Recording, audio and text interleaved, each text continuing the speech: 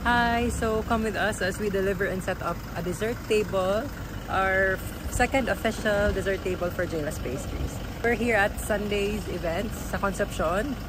First time kong makapunta dito. I think maganda kasi yung labas pa lang niya maganda. So come with us!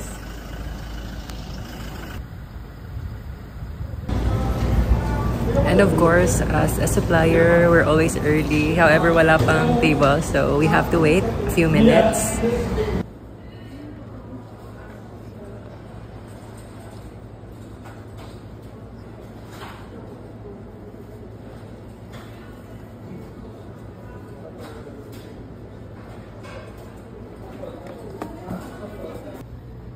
So ito na lahat yung ilalagay natin sa dessert table.